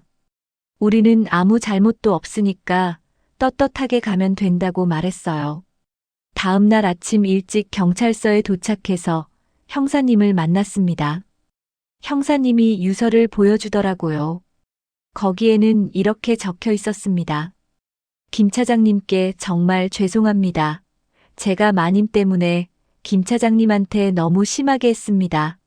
김 차장님은 아무 잘못이 없는데 제가 협박하고 괴롭혔습니다. 김 차장님 인생을 망치려고 했던 제가 정말 죄송합니다. 제발 김 차장님은 행복하게 사세요. 이렇게 적혀 있더라고요. 저는 그 유서를 보면서 복잡한 감정이 들었습니다. 대표가 마지막 순간에라도 뉘우쳤다는 게 다행이었지만 동시에 이렇게까지 될 일이었나 싶기도 했어요. 형사님이 말했습니다. 대표가 회사도 망하고 아내한테 이혼당하고 아버지한테도 버림받아서 극단적인 선택을 한 것 같다고요. 다행히 목숨은 건졌지만 의식이 없는 상태라고 했습니다. 형사님이 계속 설명했어요. 대표가 옥상에서 뛰어내렸는데 3층 높이에서 떨어졌답니다. 지나가던 행인이 발견해서 바로 신고했고 구급차가 와서 큰 대학병원으로 옮겼다고 했어요. 수술을 몇 시간 동안 받았는데 다행히 목숨은 건졌지만 상태가 좋지 않다고 했습니다. 척추가 부러지고 갈비뼈도 여러 개 골절됐다고 하더라고요. 저희는 조사를 받고 집으로 돌아왔어요. 남편이 차 안에서 말했습니다. 여보, 내가 너무 심하게 한 걸까? 대표님이 저렇게까지 될 줄은 몰랐어. 이렇게 말하더라고요. 저는 남편 손을 꽉 잡았습니다. 아니야, 당신 잘못 아니야. 대표가 먼저 당신을 괴롭혔잖아. 우리는 정당하게 법적으로 대응한 거야. 대표가 선택한 건 대표 책임이지 우리 책임 아니야. 이렇게 말했어요. 하지만 남편은 계속 자책했습니다. 그날 밤 남편은 잠을 제대로 못 잤어요. 계속 뒤척이고 있었습니다. 저는 남편을 안아주면서 괜찮다고, 우리 잘못이 아니라고 계속 말해줬어요. 그런데 며칠 뒤에 더 충격적인 소식이 들렸습니다. 대표가 의식을 회복했는데 전신마비가 왔다는 거예요. 평생 휠체어 생활을 해야 한대요. 그리고 마님은 대표가 병원에 입원해 있는 동안 이혼 서류를 일방적으로 보내고 재산을 다 가져갔답니다. 대표 명의로 된 집도 팔고 차도 팔고 예금도 다 빼갔대요. 대표는 정말 아무것도 남지 않은 거죠. 회사도 없고 돈도 없고 가족도 없고 건강도 없어진 겁니다. 저는 그 소식을 듣고 씁쓸했습니다. 아무리 나쁜 사람이라도 이렇게까지 비참하게 끝나는 걸 보니 마음이 편하지만은 않더라고요. 인간적으로 안타까운 마음도 조금은 들었어요. 하지만 남편은 달랐어요. 남편이 저한테 이렇게 말했습니다. 여보, 나는 대표님이 불쌍하지 않아. 대표님이 나한테 한 짓을 생각하면 당연한 결과야. 우리가 복수하지 않았어도 대표님은 결국 이렇게 됐을 거야. 그만큼 잘못된 삶을 살았으니까 이렇게 말하더라고요.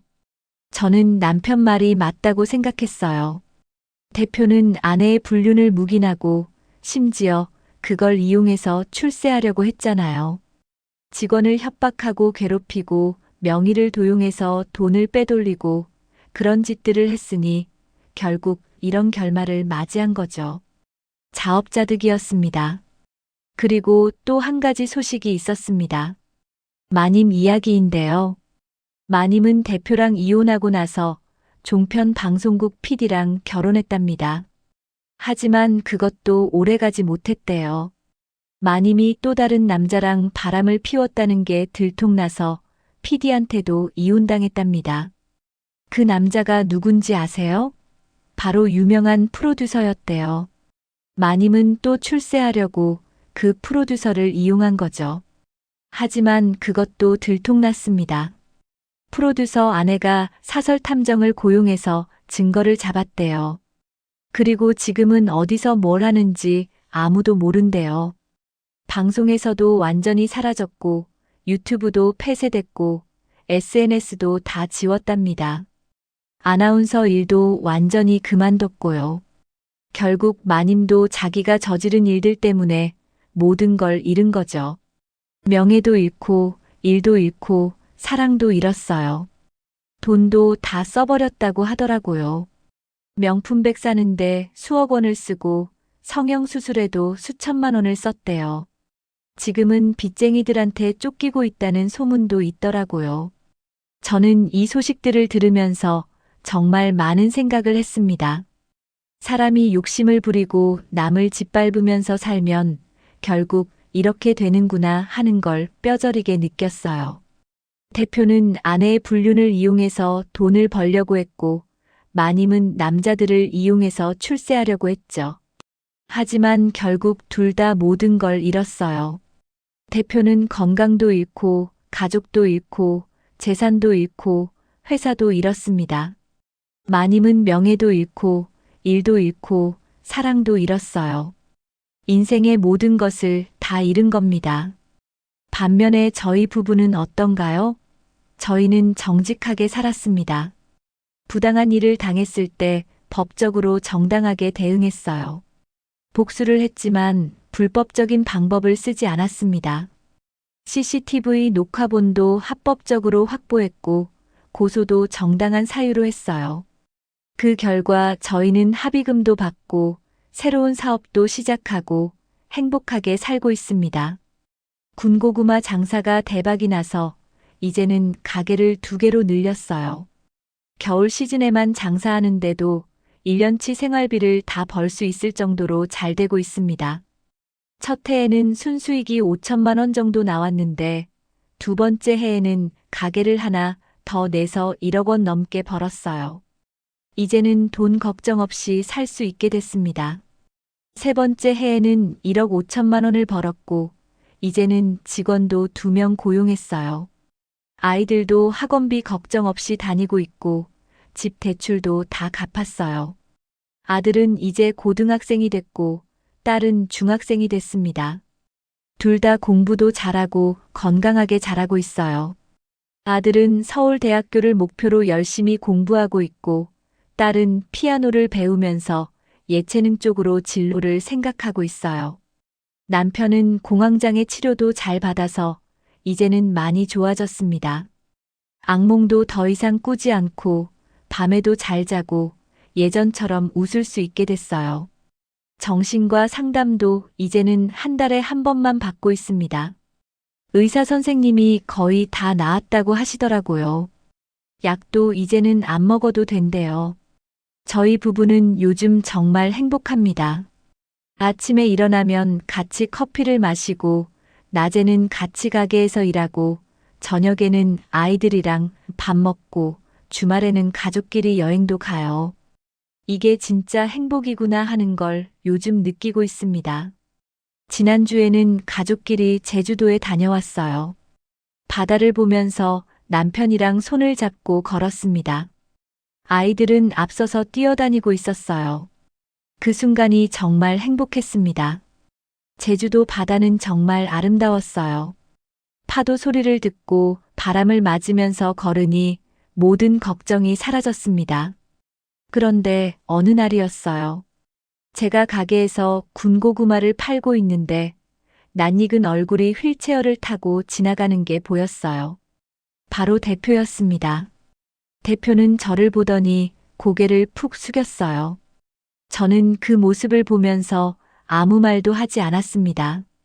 그냥 군고구마를 팔고 있을 뿐이었어요. 대표가 휠체어를 타고 천천히 지나갔습니다. 그 뒷모습이 너무나 초라해 보였어요. 옷도 허름하고 머리도 헝클어져 있었습니다. 예전에 그 당당하던 모습은 어디에도 없었어요. 손도 떨리고 있었습니다. 남편이 제 옆에 와서 물었습니다. 여보, 괜찮아. 대표님 보니까 기분 어때? 이렇게 물어보더라고요. 저는 남편한테 이렇게 대답했어요. 아무 감정도 안 들어. 그냥 남처럼 느껴져. 우리 인생이랑은 이제 아무 상관없는 사람이야. 이렇게 말했습니다. 남편도 고개를 끄덕였어요. 우리는 다시 군고구마를 팔기 시작했습니다. 그날 밤 저희 부부는 아이들을 재우고 나서 소주 한 잔씩 마셨습니다. 남편이 저한테 말했어요. 여보, 그때 당신이 나서지 않았으면 나는 평생 대표한테 휘둘리면서 살았을 거야. 당신 덕분에 내가 새 인생을 살게 됐어. 정말 고마워. 이렇게 말하더라고요. 저는 남편한테 이렇게 대답했습니다. 무슨 소리야. 우리 둘이 함께 이겨낸 거지. 당신 혼자였으면 힘들었을 거고, 나 혼자였어도 힘들었을 거야. 우리가 함께였기 때문에 이길 수 있었던 거야. 이렇게 말했어요. 남편이 제 손을 꽉 잡았습니다. 우리는 한참 동안 아무 말 없이 앉아 있었어요. 창밖으로 달빛이 들어왔습니다. 고요하고 평화로운 밤이었어요. 저는 이 순간이 정말 소중하다고 느꼈습니다. 지금 저희 부부가 누리고 있는 이 평화가 얼마나 값진 건지 알고 있거든요. 이걸 지키기 위해 저희가 얼마나 힘들게 싸웠는지도 알고 있고요. 그래서 저는 이 사연을 쓰게 됐습니다. 혹시 저희처럼 직장에서 부당한 대우를 받고 계신 분들이 있다면 꼭 말씀드리고 싶었어요. 참지 마세요. 법적으로 대응하세요. 정당하게 싸우세요. 저희는 이겼습니다. 여러분도 이길 수 있어요. 직장 내 괴롭힘은 범죄입니다. 고용노동부에 신고하면 조사를 받게 되고 가해자는 처벌받게 돼요. 형사고소도 할 수 있습니다. 협박죄, 명예훼손죄, 강요죄 등으로 고소할 수 있어요. 민사소송으로 손해배상 청구도 가능합니다. 저희가 다 해봤으니까 알아요. 변호사 선임도 필요하고 증거도 많이 모아야 해요. 그리고 혹시 저희 대표처럼 남을 괴롭히면서 살고 계신 분들이 있다면 이것도 말씀드리고 싶어요. 지금 당장은 권력이 있고 돈이 있어서 남을 마음대로 할 수 있을지 몰라도 결국 업보는 돌아옵니다. 저희 대표처럼 모든 걸 잃게 될 거예요. 그러니까 지금이라도 늦지 않았으니 잘못을 뉘우치고 바르게 사세요. 직원들을 존중하고 아껴주세요. 그래야 회사도 잘 되고 본인도 행복해집니다. 직원이 행복해야 회사가 성장합니다. 마지막으로 저희 마님처럼 남자를 이용해서 출세하려는 분들한테도 한 말씀 드리고 싶네요. 그렇게 얻은 성공은 오래가지 못합니다. 결국 진실은 드러나고 모든 걸 잃게 될 거예요. 진짜 실력으로 정직하게 성공하세요. 그게 진짜 성공입니다. 몸을 파는 건 성공이 아니에요. 그건 그냥 거래일 뿐입니다. 자존심도 없고 미래도 없어요. 저는 요즘 군고구마를 팔면서 정말 많은 손님들을 만나요. 직장인들도 오고 학생들도 오고 노인분들도 오십니다. 그분들한테 따뜻한 군고구마를 드리면서 저도 따뜻함을 느껴요. 이게 진짜 일이구나. 이게 진짜 행복이구나 하는 걸 매일매일 느낍니다. 손님들이 맛있다고 하시면서 웃으시면 저도 기분이 좋아져요. 단골 손님들도 많이 생겼어요. 어제는 한 직장인 여성분이 오셨어요. 군고구마를 사면서 하소연을 하시더라고요. 직장 상사한테 괴롭힘을 당하고 있는데 어떻게 해야 할지 모르겠다고요. 저는 그분한테 제 이야기를 해줬습니다. 저희 부부가 어떻게 싸웠고 어떻게 이겼는지 말해줬어요. 그분이 눈물을 글썽이면서 용기를 얻었다고 고맙다고 하시더라고요. 저는 그분한테 꼭 이기시라고 정당하게 싸우시면 이길 수 있다고 말해줬습니다. 연락처도 드리고 필요하면 언제든지 연락하라고 했어요. 며칠 뒤에 그분한테서 문자가 왔습니다. 고용노동부에 신고했고 변호사도 선임했다고요. 이제 당당하게 싸울 거라고 하시더라고요. 저는 그 문자를 보고 정말 기뻤습니다. 제 경험이 누군가에게 도움이 됐다니 뿌듯했어요. 그리고 오늘은 또 다른 손님이 오셨어요. 중년 남성분이었는데 회사 대표라고 하시더라고요. 그분이 군고구마를 사면서 이런 말씀을 하셨어요. 요즘 직원들 대하는 게 참 어렵다고, 예전처럼 함부로 대하면 신고당한다고, 그래서 조심조심 대하고 있다고 하시더라고요. 저는 그분한테 이렇게 말씀드렸습니다. 그게 당연한 거예요. 직원들도 사람인데 존중받아야죠. 대표님이 직원들 잘 대해주시면 직원들도 대표님한테 충성할 거예요. 이렇게 말씀드렸어요. 그분이 고개를 끄덕이시면서 맞는 말이라고 하시더라고요. 자기도 예전에는 직원들한테 좀 심하게 대했는데 요즘은 반성하고 있다고 하셨어요. 이제는 직원들 생일도 챙겨주고 명절 선물도 주고 회식도 자주 한다고 하시더라고요. 저는 이렇게 하루하루를 살아가면서 느낍니다. 세상이 조금씩 변하고 있구나 하고요. 예전처럼 권력 있는 사람이 마음대로 할 수 있는 세상이 아니에요. 이제는 법이 약자를 보호해주는 세상입니다. 정당하게 싸우면 이길 수 있는 세상이에요. 저희 부부가 증명했습니다. 그리고 저는 저희 아이들한테도 이 이야기를 해줬어요. 고등학생이 된 아들과 중학생이 된 딸한테 엄마 아빠가 어떻게 싸웠고 어떻게 이겼는지 말해줬습니다. 아이들이 물었어요. 엄마 무섭지 않았어요. 아빠 힘들지 않았어요. 이렇게 물어보더라고요. 저는 아이들한테 이렇게 대답했습니다. 무섭고 힘들었지만 포기하지 않았어. 왜냐하면 우리 가족을 지켜야 했으니까. 부당한 일을 당했을 때 참으면 안 돼. 정당하게 싸워야 해. 그게 옳은 거야. 이렇게 말해줬어요. 아들이 말했습니다. 엄마, 저도 나중에 부당한 일을 당하면 엄마처럼 싸울 거예요. 이렇게 말하더라고요. 딸도 말했어요. 아빠, 저는 아빠처럼 착하게 살면서도 나쁜 사람한테는 당당하게 대응할 거예요. 이렇게 말했습니다. 저는 아이들 말을 듣고 눈물이 났어요. 저희 부부가 아이들한테 올바른 가치관을 심어준 것 같아서 뿌듯했습니다. 저희가 겪은 고통이 헛되지 않았구나 하는 생각이 들었어요. 이제 정말 마지막 이야기를 해드리겠습니다. 얼마 전에 저희 가게 앞에 또 대표가 휠체어를 타고 나타났어요. 이번에는 저희한테 다가오더라고요. 대표가 저희 앞에서 휠체어를 멈추고 이렇게 말했습니다. 김 차장님, 사모님, 정말 죄송합니다. 제가 정말 잘못했습니다. 용서해 주세요. 이렇게 말하면서 고개를 숙이더라고요.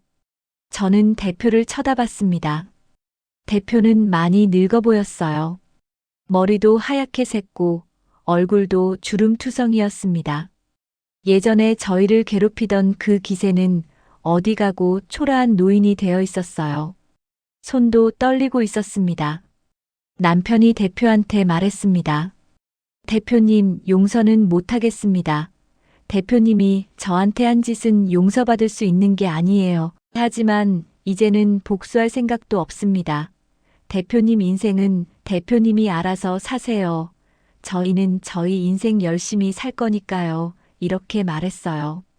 대표가 고개를 끄덕이면서 알겠다고 했습니다. 그리고 휠체어를 돌려서 천천히 가버렸어요. 저는 그 뒷모습을 보면서 생각했습니다. 저 사람도 한때는 잘 나가던 회사 대표였는데 잘못된 선택들을 하면서 결국 저렇게 됐구나 하고요. 인생은 정말 한순간이구나. 그러니까 매 순간 올바른 선택을 해야 하는구나 하는 걸 느꼈습니다. 남편이 제 손을 잡았어요. 우리는 서로를 바라보며 웃었습니다. 이제 정말 다 끝났구나. 우리는 이제 진짜 자유로워졌구나 하는 생각이 들었어요. 저녁에 집으로 돌아와서 저희 가족 넷이 둘러앉아 저녁을 먹었습니다. 아들이 학교에서 있었던 재미있는 일을 이야기했고 딸이 친구랑 화해했다고 좋아했어요. 남편은 내일 군고구마 재료를 주문해야 한다고 했고 저는 새로운 메뉴를 개발해 볼까 생각 중이라고 말했습니다. 치즈 군고구마도 만들어 볼까 하고 있어요. 이렇게 평범한 일상이 정말 소중하다는 걸 저는 이제 알아요. 저희 부부가 이 평범함을 지키기 위해 얼마나 치열하게 싸웠는지 아니까요. 그래서 저는 이 사연을 마무리하면서 여러분께 꼭 말씀드리고 싶습니다. 정직하고 성실하게 사세요. 남을 괴롭히거나 이용해서 얻는 성공은 진짜 성공이 아닙니다. 결국 모든 걸 잃게 돼요. 반대로 부당한 일을 당하면 참지 마세요. 정당하게 법적으로 대응하세요. 여러분도 이길 수 있어요. 증거를 모으세요. 녹음, 녹화, 문자, 이메일 모든 게 증거가 됩니다. 그리고 가족을 소중히 하세요. 저희 부부가 이길 수 있었던 건 서로를 믿고 의지했기 때문이에요. 가족이 함께라면 어떤 어려움도 이겨낼 수 있습니다. 업보는 반드시 돌아옵니다. 선한 일을 하면 선한 결과가, 악한 일을 하면 악한 결과가 돌아와요. 저희 대표와 마님이 증명했죠. 저희 부부는 앞으로도 정직하게 열심히 살 겁니다. 군고구마 장사도 계속하고 아이들도 잘 키우고 서로 사랑하며 살 거예요. 여러분도 행복하게 사시길 바랍니다. 긴 사연 들어주셔서 감사합니다. 여러분 모두 행복하세요. 힘내세요. 포기하지 마세요. 정의는 반드시 승리합니다. 저희가 그 증거입니다. 그 후 김 차장 부부는 각자의 상처를 치유하며 조금씩 일상을 되찾아갔습니다. 남편 김 차장은 공황장애 치료를 꾸준히 받으며 다시 웃음을 되찾았고 아내는 더 이상 분노와 복수심에 사로잡히지 않고 가족의 평화를 최우선으로 삼게 되었습니다. 두 사람의 군고구마 가게는 입소문을 타고 점점 더 번창했으며 겨울 시즌마다 1억 5천만 원 이상의 수익을 올리는 지역 명소로 자리 잡았습니다. 그들의 15살 아들과 11살 딸은 부모의 고난을 곁에서 지켜보며 정의와 가족의 가치를 배웠고 학업과 생활 모두에서 긍정적인 모습으로 성장해 나갔습니다. 한편 장 사장은 심장마비 후유증으로 반신불수 상태가 되어 요양병원에서 쓸쓸한 여생을 보내고 있으며 그의 전 부인이자 아나운서였던 마님은 여러 번의 이혼과 파산 끝에 소식이 끊긴 채 철저히 몰락했습니다. 그리고 현재 김 차장 부부는 부산 해운대 근처에 두 번째 가게를 오픈하며 안정적인 삶의 터전을 마련했고 더 이상 과거의 굴욕과 협박에 시달리지 않는 자유로운 일상 속에서 진정한 행복을 누리고 있습니다. 금빛 우체통 구독자 여러분, 김 차장 부부의 이야기를 끝까지 들어주셔서 감사합니다.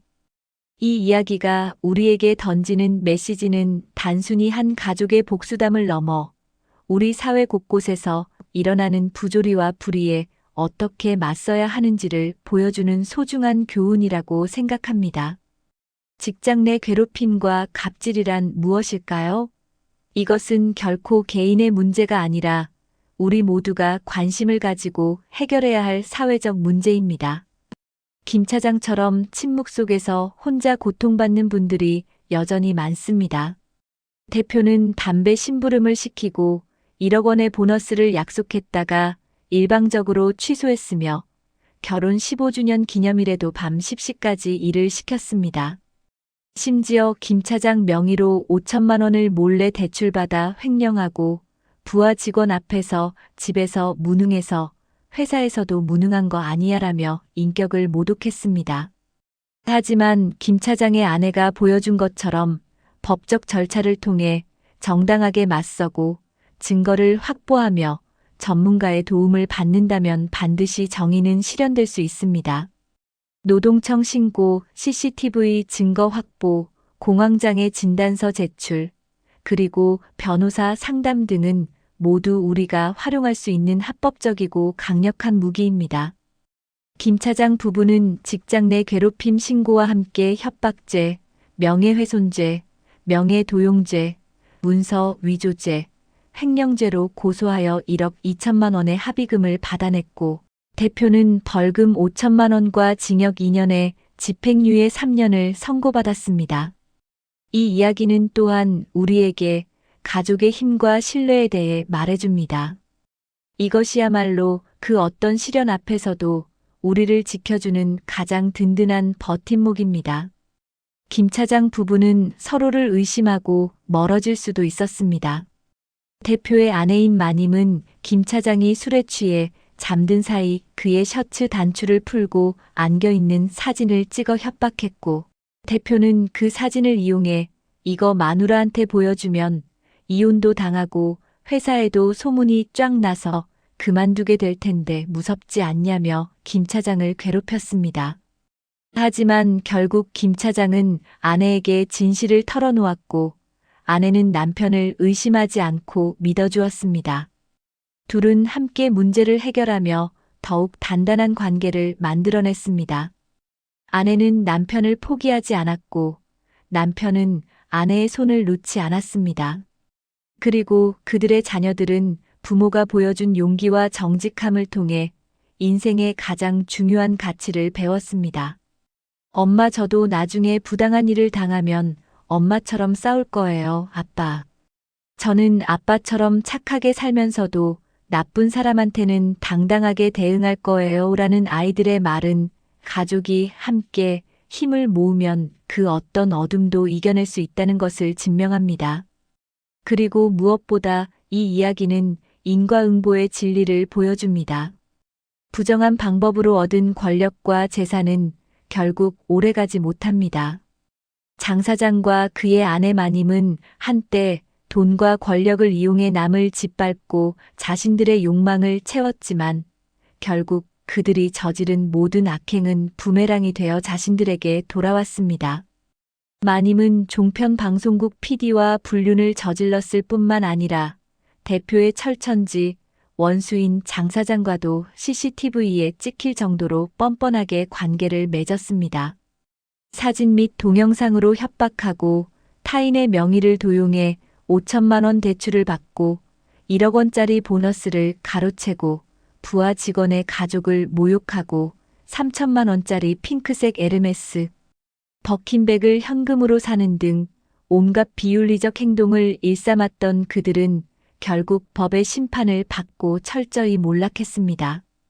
대표는 옥상에서 떨어져 전신마비가 되었고 회사는 망했으며 아버지에게도 버림받았습니다.